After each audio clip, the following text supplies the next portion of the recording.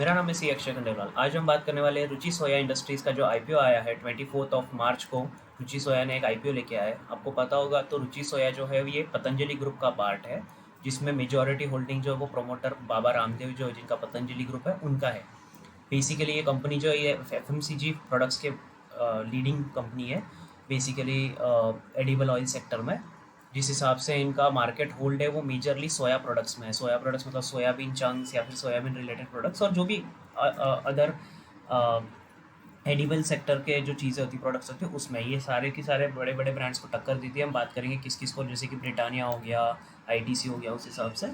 सो हम लोग सबसे पहले इसकी वेबसाइट देख लेते हैं। तो ये वेबसाइट है, इनकी ब्रांड एम्बेसडर जो है वो माधुरी दीक्षित जी है। उस हिसाब से यहाँ पे इनके प्रोडक्ट्स दिए हुए हैं, रुचि सोया के प्रोडक्ट्स दिए हुए हैं, हेल्दी ऑप्शंस। और उस हिसाब से ये लोग पतंजलि का जो ब्रांड है कि भाई देसी प्रमोट करना है, मिलावट हटाना है, सो उस हिसाब से इनके काफ़ी सारे प्रोडक्ट्स इन्होंने दे रखे हैं। इनकी वेबसाइट पे आप देख सकते हैं। सबसे पहले हम लोग बात करें तो रुचि सोया जो है 1986 के अंदर इनकॉर्पोरेट हुई थी। स्थापना उसकी 1986 में हुई थी। और जैसे कि मैं कह रहा था कि ये सबसे लीडिंग जो है ये एडिबल सेक्टर के अंदर है। इसका मेजर प्रोजेक्ट जो सोया चंक्स है।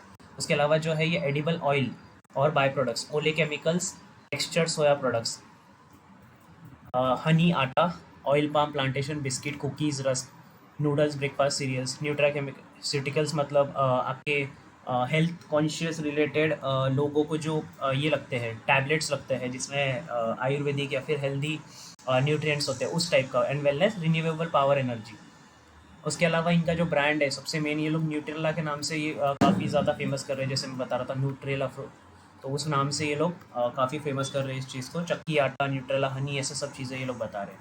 इनके करंटली 22 मैन्युफैक्चरिंग प्लांट्स है ऑल ओवर इंडिया और 11,000 टन की पर डे कैपेसिटी है, जिसमें से 16 ऑपरेशनल है, बाकी के जो फिलहाल ऑपरेशनल नहीं है। और काफ़ी अच्छा नेटवर्क है, 100 सेल डेपोट्स है, काफ़ी सारे इसके डिस्ट्रीब्यूटर्स है और रिटेल आउटलेट्स तो बहुत ज़्यादा है। मेन इसका फ़ायदा ये है कि ये स्वामी रामदेव जो है, बाबा रामदेव, उनकी तरफ से लीड कर की जाइए। तो उनका जो है जिस हिसाब से पतंजलि का ग्रोथ लास्ट कुछ सालों में हुआ है उस हिसाब से ये कंपनी का बैकिंग जो है बहुत अच्छा है, बहुत स्ट्रॉन्ग बैकिंग है। और जैसे कि मैं कह रहा था कि ऑयल पाम प्लांटेशन के अंदर जो है इनका सबसे बड़ा नेटवर्क है और स्ट्रॉन्ग एक्सटेंसिव नेटवर्क है। जैसे कि हम कह रहे थे इतना सारा इनका नेटवर्क अच्छा खासा है, उस हिसाब से इनका लीडरशिप वगैरह में तो हमको कोई टेंशन है ही नहीं।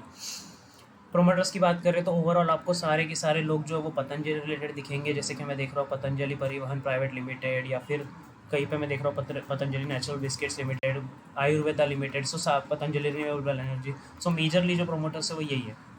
अब इनके फाइनेंशियल्स जो रीस्टेट किए गए, रीस्टेट जो होता है ये अकाउंटिंग एंट्री होती है, जैसे पुराने जो फाइनेंशियल्स होते हैं उनको एक करंट फाइनेंशियल पोजीशन जो होती है, एक्चुअल पोजीशन, उसके ऊपर दिखाया जाता है। तो इनकी पोजीशन भी अगर हम लोग लास्ट 2 साल की ही देखें तो 68,077 इनका प्रॉफिट आफ्टर टैक्स था लैक्स में।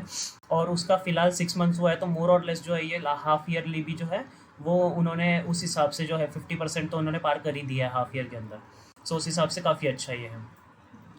इसका ऑब्जेक्ट्स क्या है, कोई भी आईपीओ जो आता है वो किसी न किसी ऑब्जेक्ट से आता है। जैसे भी मुझे कुछ लोन वगैरह रीपे करना है, या फिर मुझे एक्सपांड करना है, या फिर मेरी working capital needs, working capital मतलब रोज़ के खर्चे जो होते हैं उस हिसाब से। तो इनका भी वही है।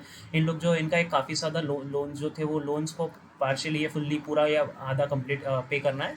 उसके अलावा ये लोग वर्किंग कैपिटल जो होता है, जैसे मैं कह रहा था रोज़ की नीड, और उसके अलावा जनरल कॉर्पोरेट पर्पजेस। तो बेसिक सा इनका ऑब्जेक्टिव है। ऑब्जेक्टिव कोई एक्सपेंशन वगैरह ऐसा सच नहीं है, इनका बस लोन रीपे करने का है।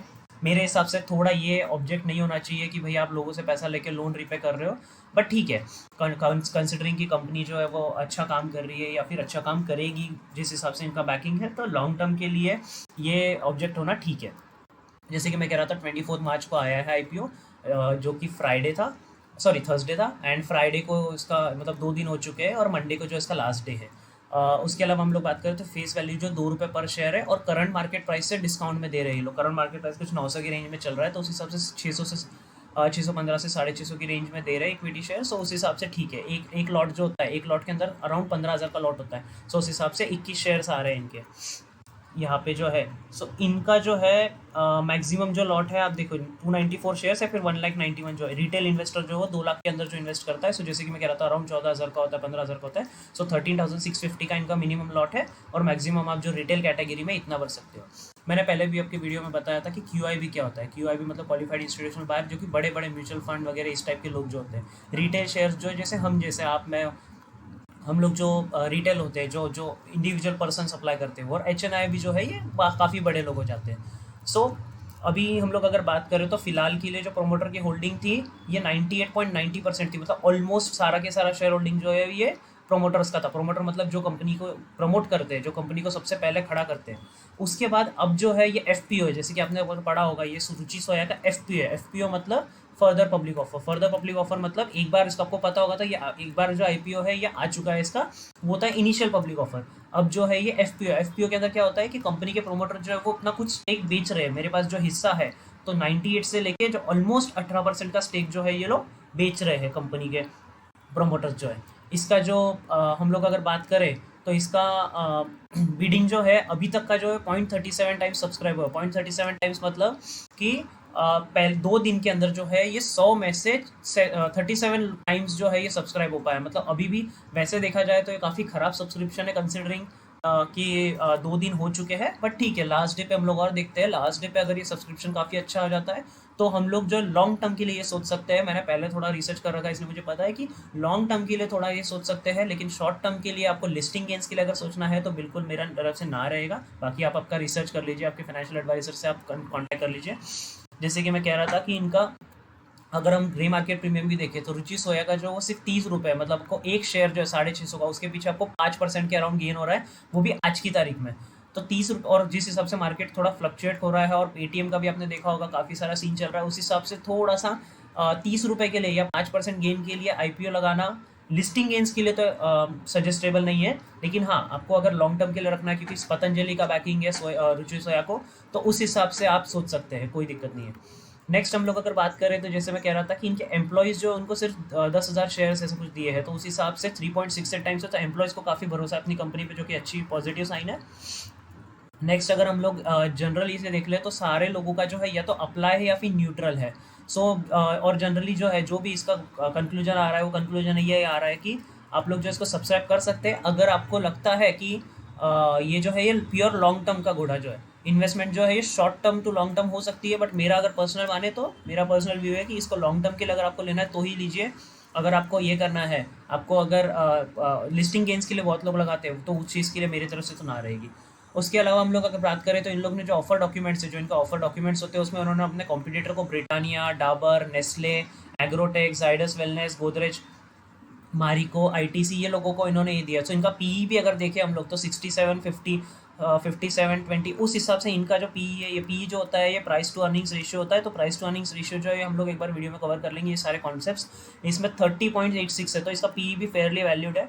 और फिलहाल जैसे मैं कह रहा था कि 30% अराउंड 29% इसके ट्रेडिंग प्राइस से ही जा रहा है। तो अगर हम लोग को फाइनल कंक्लूजन देखना है तो येस, आप लोग को अगर लॉन्ग टर्म के लिए सोच रहे हैं तो प्रोमोटर्स वगैरह अच्छे हैं, लेकिन नो डाउट ये जो है ये एफपीओ है, ये फर्दर पब्लिक ऑफर है। इसमें कंपनी के प्रोमोटर सिर्फ अपना स्टेक बेच रहे हैं, इसमें नया फ्रेश इशू कुछ नहीं हो रहा है। सो उस हिसाब से अगर आपको लॉन्ग टर्म रखना है तो आप सोच सकते हैं, लेकिन लॉन्ग टर्म मतलब प्रॉपर आपको रुकना पड़ेगा। शॉर्ट टर्म लिस्टिंग गेंस के लिए नो, लिस्टिंग गेंस के लिए ये कंपनी नहीं है। और बाकी वैसे जैसे कि हम कह रहे हैं कि ये काफ़ी ग्रोइंग कंपनी है, तो लॉन्ग टर्म के लिए काफ़ी अच्छा एक स्कोप हो सकता है।